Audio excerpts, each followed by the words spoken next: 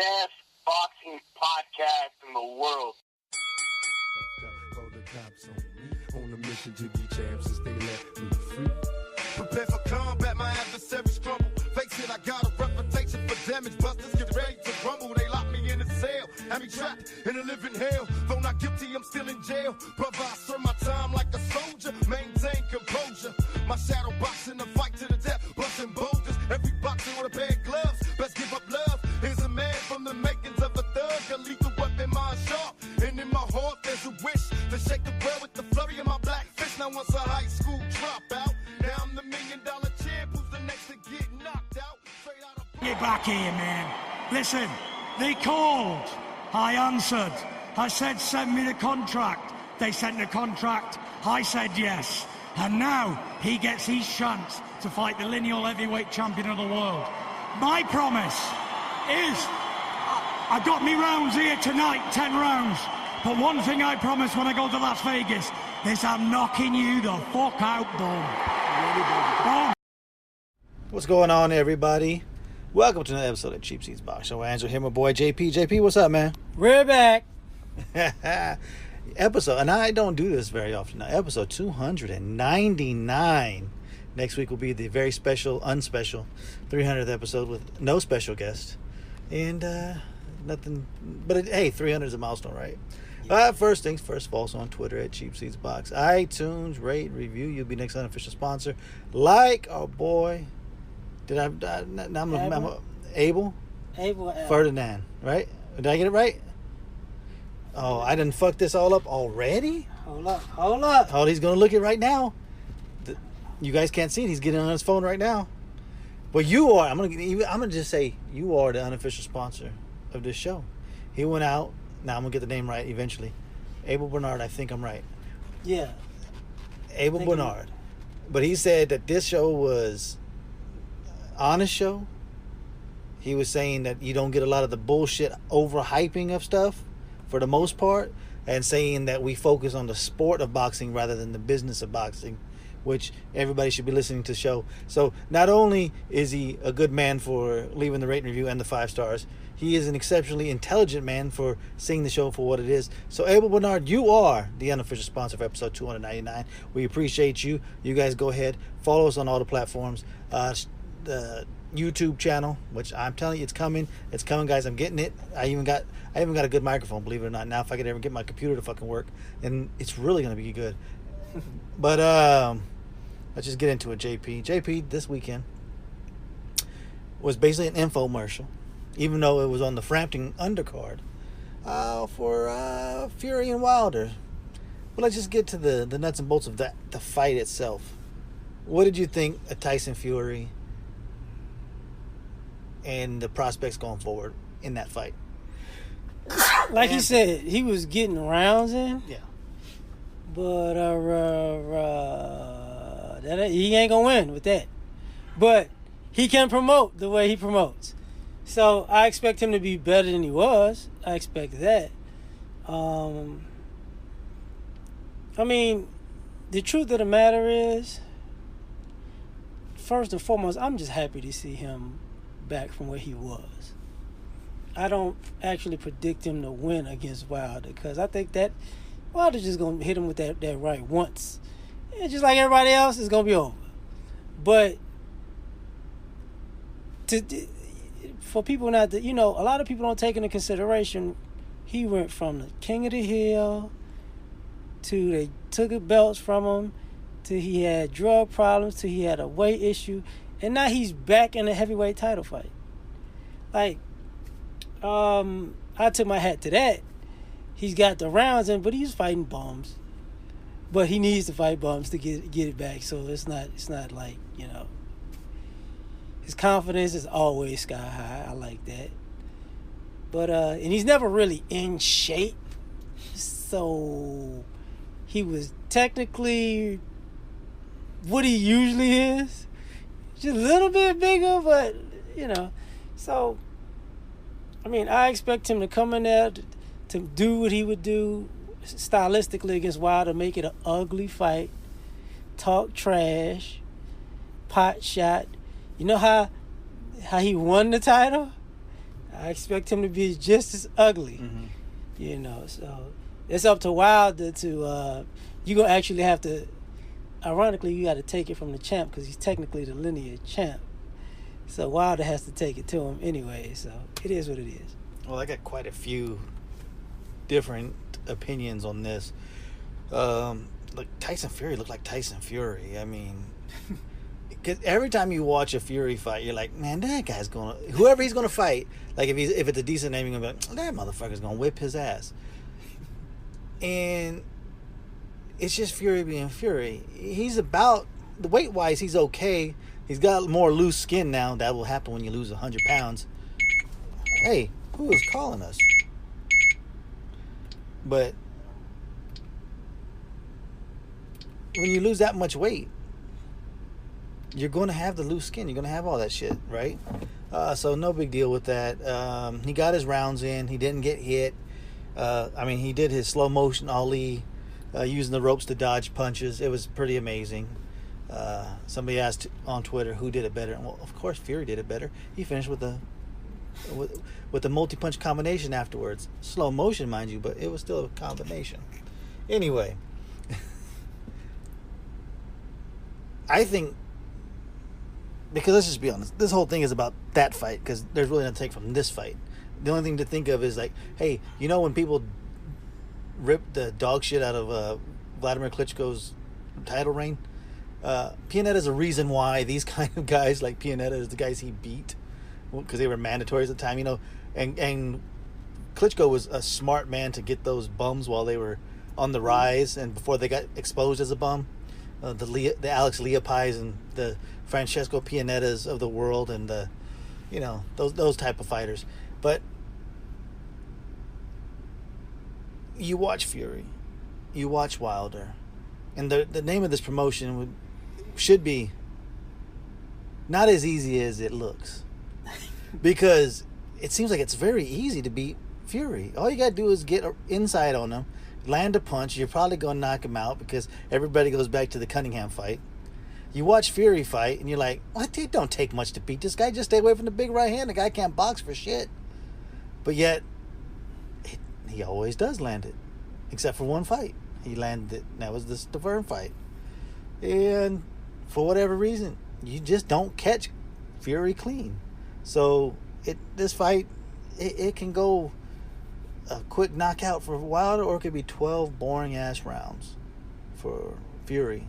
Now my thing is, it's in America, and I'm trying to figure out, is there any way that Fury can win this fight? Because I've seen Wilder get outboxed first 4 out of 5 rounds by, what the hell was that motherfucker's name? Ortiz? No. Ortiz, I saw him get boxed many rounds out of that one.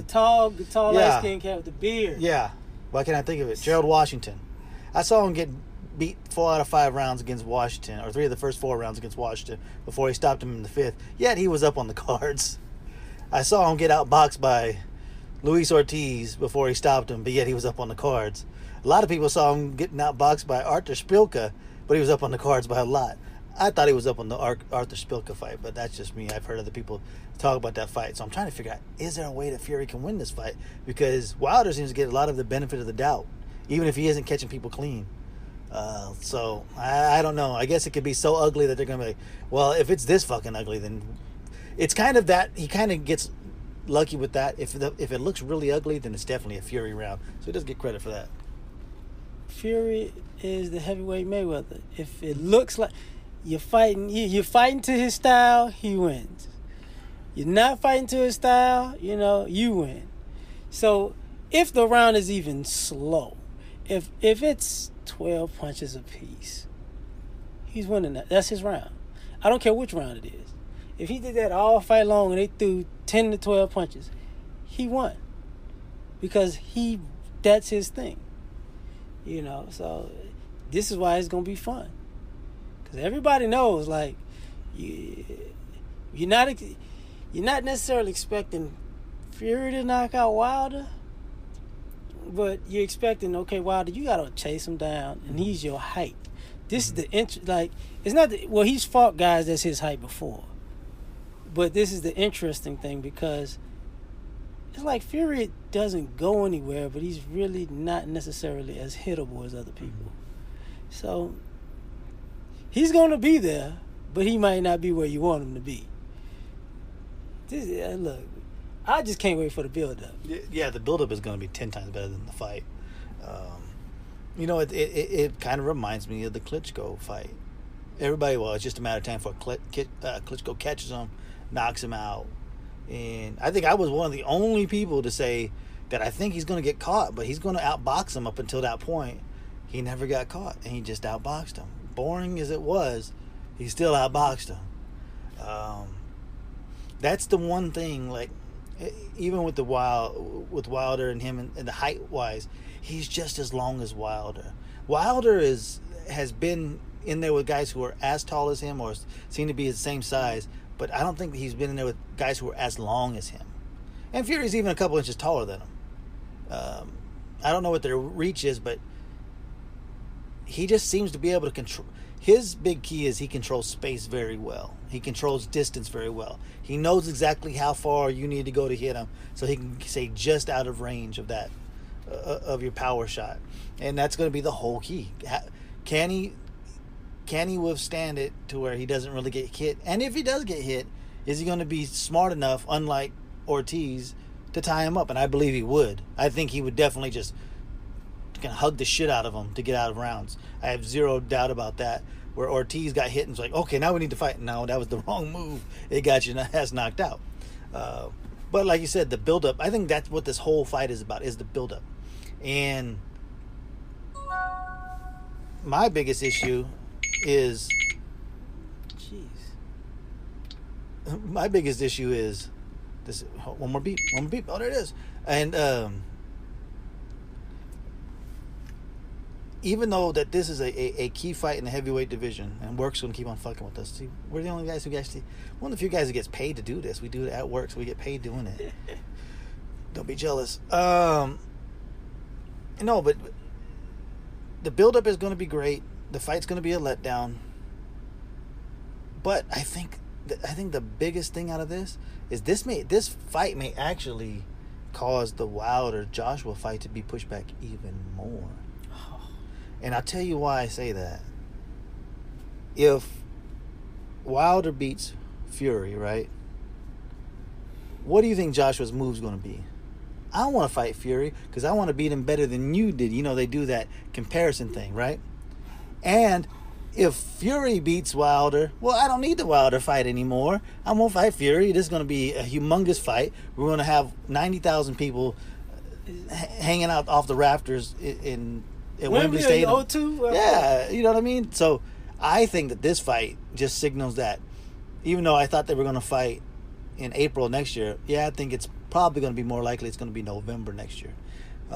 That's one thing that I can see coming out of this, because Fury gets a big payday with Wilder, gets a big payday with Joshua. He may ride to the sunset if he gets beat. If he doesn't get beat, he's back on the mountaintop. He's the number one guy. Whoever wins this fight is the number one guy in the heavyweight division. There's no way around it.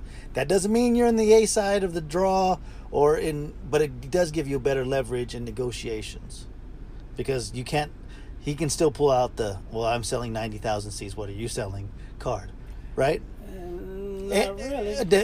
And depending on how well this sells, say this sells 250 to 300,000 pay-per-views. It's not really like, those numbers aren't that big to where you go like, but because it makes you the man, I think it puts him in a better negotiating position. But you know, we shall see. This is all speculation down the road. Life is what have you done for me lately, right? Mm-hmm. So you think Povetkin and Joshua is going to do great? Oh, it'll sell tickets. That's the problem. Like, at the end of the day, they're going to say, this is what people, you're only good as your last hit. We sold out against Klitschko. Yeah, that was Klitschko though. So you can't sell out with Povetkin. So if Fury Wilder does better, which I expect it to do better than Joshua Povetkin, they can be like, well, in what way? Because it's going to sell 70,000 seats. Seats and overall sales. Like, because Joshua is a star in a sense, but you got two heavyweights that are two characters. Mm-hmm. Like, no matter how you slice it, these guys are WWE trained to talk trash and create controversy and scenes and give people, you know, a little bit of hype to get around the fight. Even when they, you know, this was the whole fight was built up for in the first place. When they were sitting in the hallway clowning with each other like it was all serious. They couldn't even take that serious, but the crowd loved it. Mm-hmm. You think Joshua and Povetkin gonna be able to do that? So it's like, come on, like, this is a 50-50 split, and then we're going to like, well, since it's 50-50, I don't want to do it right now. I want to take a mandatory. So just fight and get it over with. Well, and I'll say another thing about that.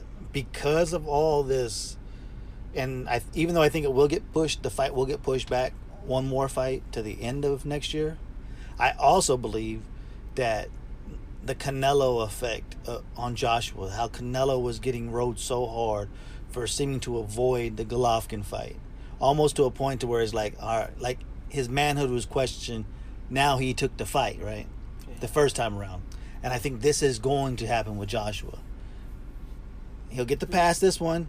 He may even get a slight pass, but there will be some blowback if he fights Fury in April, right? And then it's going to be an onslaught of questioning his manhood, saying he's scared, and then that backs him into the corner. He fights him. So it's a good thing. I think this also guarantees the fight. I think it just guarantees it one fight back. That's just my prediction this far out. Unless Wilder knocks him out in one round, and then we'll see what happens. You know, that kind of throws a monkey wrench into that scenario. Both fighters talk trash, mm-hmm. but both fighters are good character men in a sense. You know, they're good character. So, but what I expect from both fighters, whoever wins, they're gonna give him respect. Whoever loses, I'm gonna say he is a better man, and you know he gonna go beat Joshua. I don't think either one of them like Joshua to the point where the winner's gonna get at him and the loser's gonna get at him. So he's in the no. Look, they coming at you one way or the other. You know, the winner's gonna say, "Yeah, you know, where you at?" The loser's gonna say, "Yeah, he's scared." So he might as well just sit in the crowd and just wait. And if we're talking first round, I give the first round to Fury. His trash talking was much better. You know, that's the one thing is like you do see how these guys react. You know, we used to always watch the face-to-face, the first face-to-face with Mayweather and his opponent, because we could tell a lot like where the opponent's head was, and in this instance you could see Fury kind of got to Wilder a little bit. Wilder is a great talker, but he fumbled his words a little bit, kind of lost track of what he was going to say, because trust me, this was all pre-planned. It's not like it wasn't, but you could see like he kind of flustered him a little bit. So that's a good thing for the fight, because it brings a little bit more drama, because you're not going to, I don't think you're going to see Wilder kind of approach this a little bit slower. He's going to wait, which is going to make a more boring fight. But I'd say the first round of that went to Fury. That may be the only round he wins. Who knows? But they've already sold this fight. Now, we'll see how they sold it in the U.S., because I know in Ireland, they could have sold every one of them tickets that night, and it would have sold out in minutes. That's why I thought it was going to be there. I was like, man, just have it over there. Because if you have it over there, that puts a lot more pressure, in my opinion, because you're in somebody's backyard. And it's like, dude, I'm doing what you're doing in your backyard. What are you talking about? And you go to Vegas, it's like, I get it. If you do it in Vegas, it's in a sense it's undeniable. But at the same time, if you do it in Vegas, somebody's gonna come up with that. Well, you know, we talking UK versus USA. Yeah, they could. And Wilder's game to fight anywhere. That's proven. But Fury's also game to fight anywhere, so that's also proven. So it's like, I guess whatever the move is a business move for both of them. I'm just glad, ultimately, they doing something that we talked about plenty of times. These are fighters who are actually willing to fight, and they're striking while the iron's hot. These other guys playing all these games. Oh, I need the sun to shine at a 37-degree angle, and then, I need it to snow at least 26 seconds consecutively, and then we're ready. They're not doing this. They're like, let's get it, and the fans love it because they know it's coming. So, certain things make me a happy boxing fan, and stuff like this is one of them. Yeah. As much as the fight will probably be ugly to watch, it will be drama. There will be high drama because everybody's waiting for the knockout. If the knockout doesn't happen, the drama will be, well, can he catch him at the end, even though Fury's outboxing him? And one other thing to say that you're going to get the best Fury is Fury's going to be coming into this fight in his favorite position, the underdog, the guy who isn't believed to be able. And this is how he was leading up to the Klitschko fight. He chased the Klitschko fight. He wanted it. He told you he was going to have it. I think he even wanted it against David Haye. Like people say, yeah, Klitschko's the only name, and they're kind of right. Chisora twice. It's whatever. He did sign to fight Haye twice. That never went through. He kept on pulling out. If Wilder gets credit for he was going to fight Povetkin until Povetkin got busted, well, then Fury gets credit for he was going to fight Haye before Haye was a complete joke in the heavyweight division before he lost to Bellew. What happens if Povetkin gets busted again? Oh man, they'll probably keep it quiet because they'll be like, well, let's be honest, Joshua failed the test too, so fuck it. But let's just enjoy it for what it is. This is a great build up. The fight won't hold up to it for the most part. But if it did, holy shit, we could be in for a great one. But you know what? You have two of the top three heavyweights going at it, and what else can you ask for? You may not always get the aesthetically pleasing matchup as far as in the ring, but when you get two of the three best, then you've gotten exactly what you want out of boxing. As a boxing fan, that's all you can ask. That's what I said about the Postal Crawford fight. That's what I said about even the Lomachenko-Rigo fight. We got two of the top technicians in the game, so you can say whatever you want. We got when the matchup is good on paper. That's all I ask for. You can't. It doesn't always translate to the ring. So what? I'm loving it. I'm loving it. I can't. Kid in the candy store. Like I'm a kid in the candy store because, I can't wait. They gonna have one of those 24/7 all accesses. They gonna be acting up on it. They gonna be online going at it.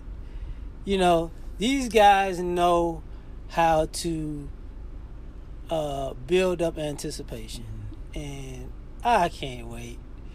The trash talk is gonna be through the roof, and me, I like a good trash talker, and Fury is up there. He is up there.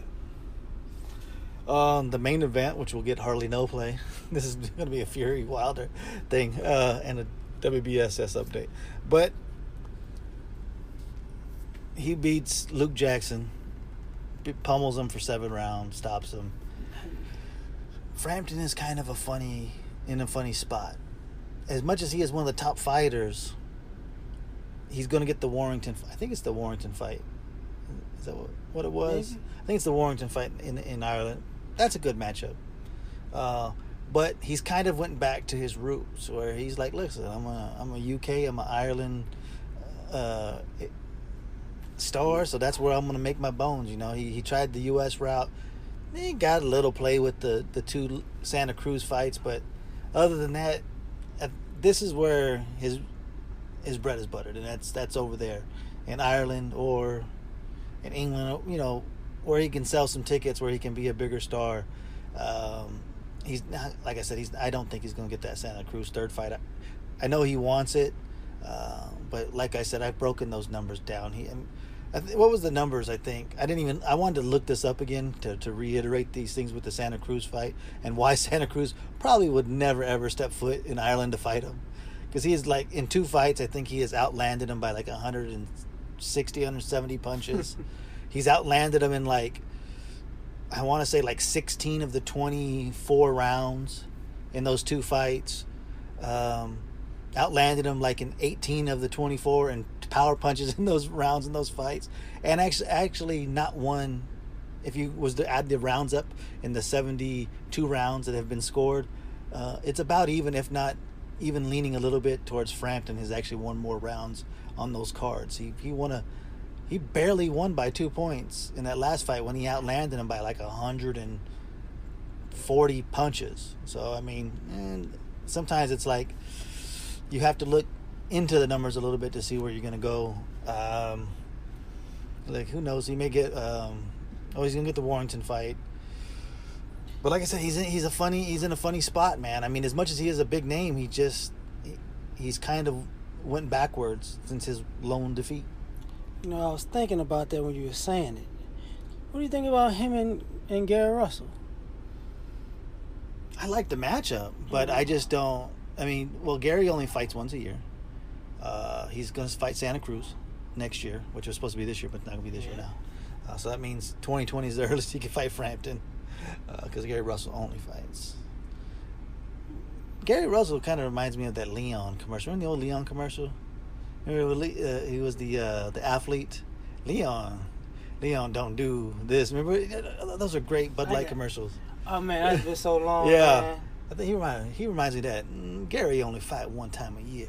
He reminds me of that kind of guy. So I mean, I would love the matchup. I think it's a good matchup.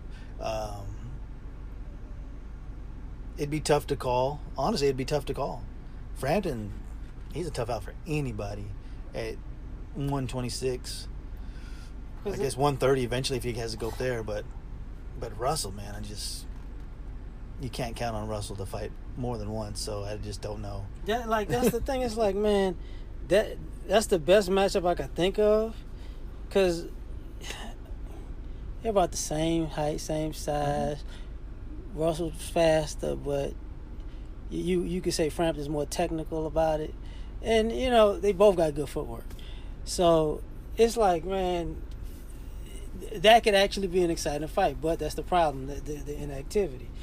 But at some point, you know, I think Gary Russell's going to have to put the pedal to the metal, because to fight the people he wants to fight, you can't do it once a year. You got to run through a few people, you know. And that's the thing, like, to beat a man, you got to beat the man. He always said he wanted the Lomachenko, but you can't get Lomachenko, because you're going to have to fight a couple of people to bring back the crowd to say maybe you can beat him now. So it's just interesting to me. This weekend, as ESPN, I think it's on ESPN2. Which I don't know the fuck. Yeah, maybe ESPN Plus. I don't know. I don't have TV anymore, people. I'm a cord cutter. I stream everything. Forgive me if I don't know, because it'll be somewhere on there, and they'll probably just turn on one of them UK channels. It'll be on there. Isaac Dogboe coming off his win over Jesse Magdaleno, getting his first title defense against some Japanese guy nobody's ever heard of. But guess what you have? Japanese versus a guy from Ghana. Interesting. It just says somebody is getting beat the fuck up, and maybe it could be both of them.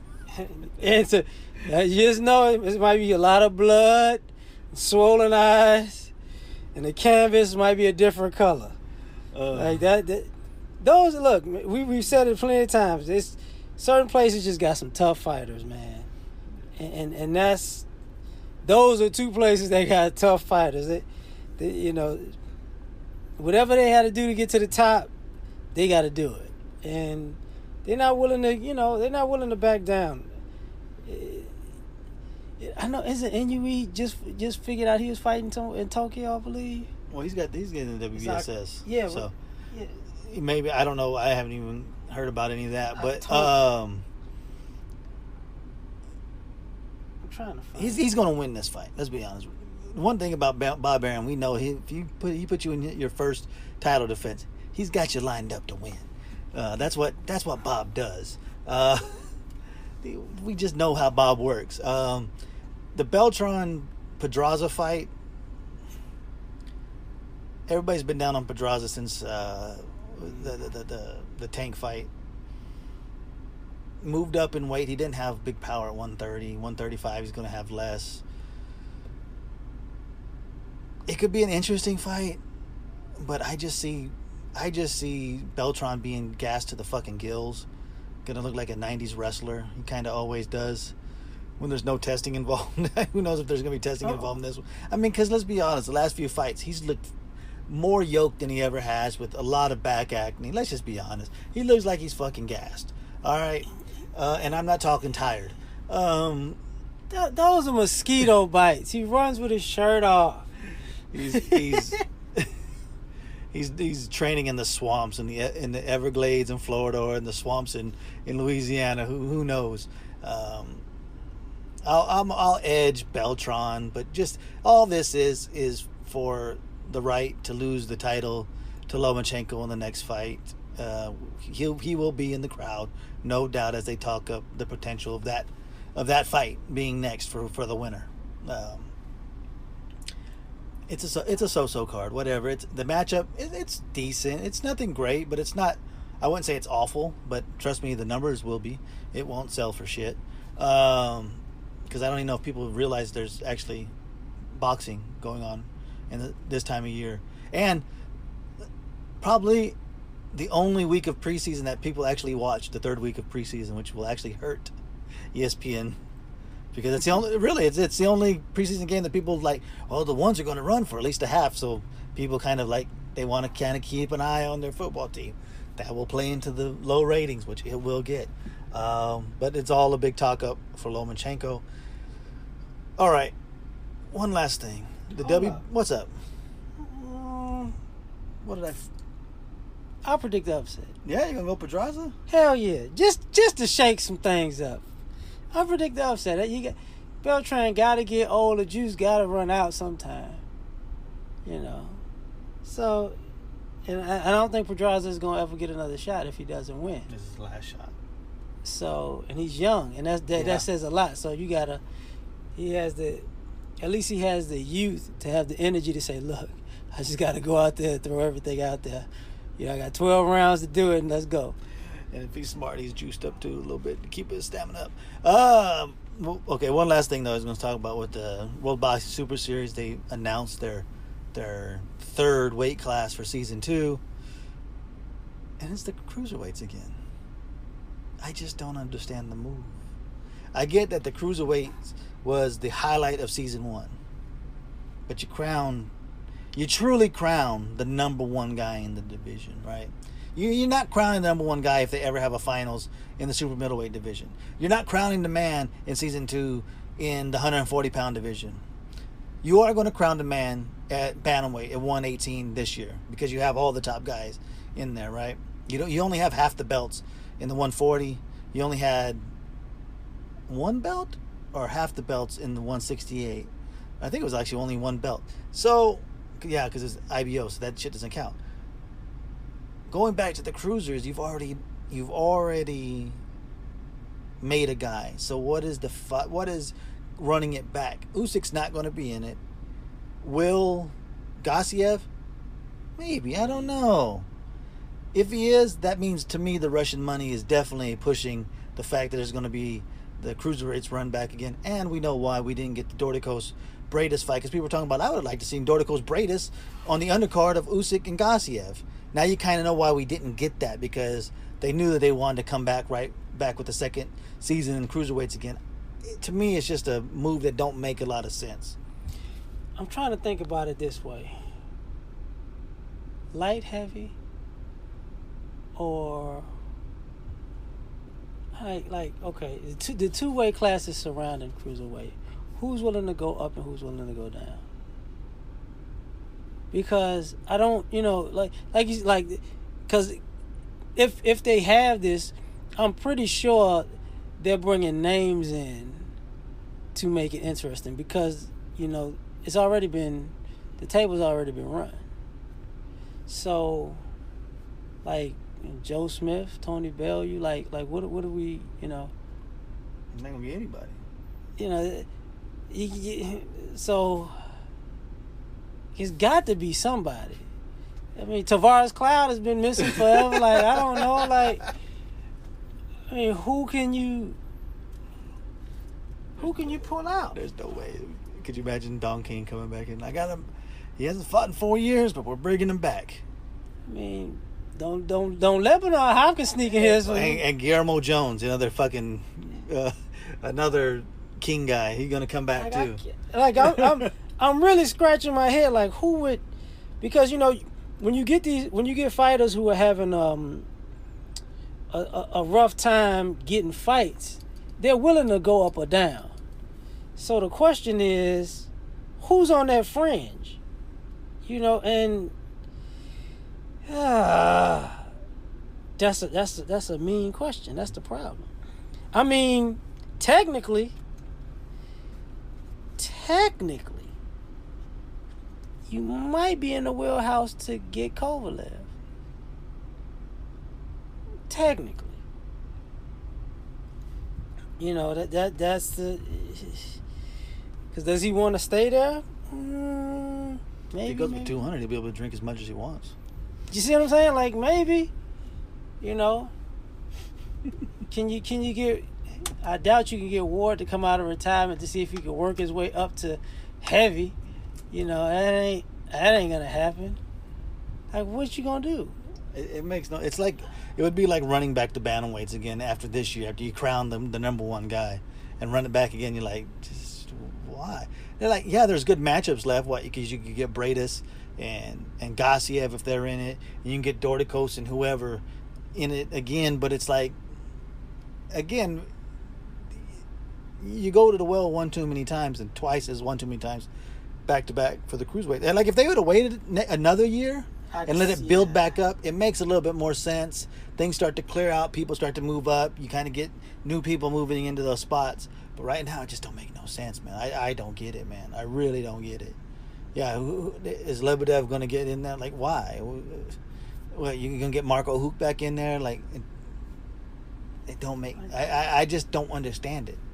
I just don't understand. Is Glavatsky going to get in this time? It's like, but I don't need to see those guys. I know who those guys are already. Like, I'm looking at names and I just can't. Yeah, I can't. You can't figure it out. Yeah, that's the thing. Like, I just can't. It doesn't. Nobody can really cross my mind at this particular point.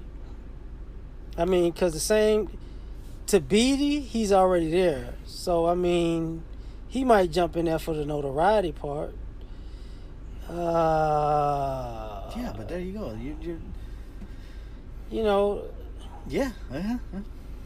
Sullivan Barrera, you think he can hit? No, you man, think he'll 25 jump up? pounds. There's no way, man. There's no way. Those guys are too big, man. They just don't.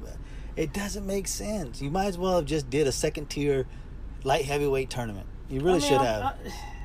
I mean, you've done a second tier super middleweight. To me, you've kind of done right in the middle of second tier almost of the 140. 140 has got. I like Rougarou. I like Josh Taylor. I don't like a lot of the other things in there, man. I mean, Baranchek and who's he fighting? Why can't I think of it? Am I wrong? I'm fucking off a little bit. But anyway. I'm sorry, folks, because I'm still trying to figure these fighters. I'm like, there's just as many good fighters outside at 140 that aren't in that tournament as they are in that tournament, as far as I'm concerned. Because people wanted to say, why wasn't a guy like Mikey Garcia going to go throw his name into 140? Why? You don't need to. Junior. He never fucking makes weight. You know he's big. He's getting ready to fight. Was he supposed to fight? Gabe Rosado? Gabe Rosado? Something like that. I think so. Yeah. Whatever. JP, is there anything else that we didn't hit this week? I don't think it's a slow week, man. It is what it is this week, man. There's nothing, is there? No, I'm still trying to figure out who the hell's gonna fight at cruiserweight. All right, so then let me do my spiel. Follow the show on Twitter at Cheap Seats Box. iTunes, rate, review. You'll be next unofficial sponsor, like our man Abel Bernard. We appreciate all the kind words. Do one like him. Notice the show for exactly what it is, man. We are the non-hype, straight up, down the middle type show. That's what we do. That's what this show's always been about. And I love seeing that when I see that people actually recognize it for what it is. I appreciate it. Follow the show on all the platforms. We're on everywhere. Hey, we're on Spotify. I didn't even say that. We on Spotify, motherfuckers. Follow us on there. YouTube, all the other stuff. Follow us everywhere. JP, just go ahead and take us out, baby. This is where the fighters fight and the fans commentate. And we do it just like you from the cheap seats because we ain't buying no tickets, goddammit. Peace. Again, I'll be the next heavyweight champion.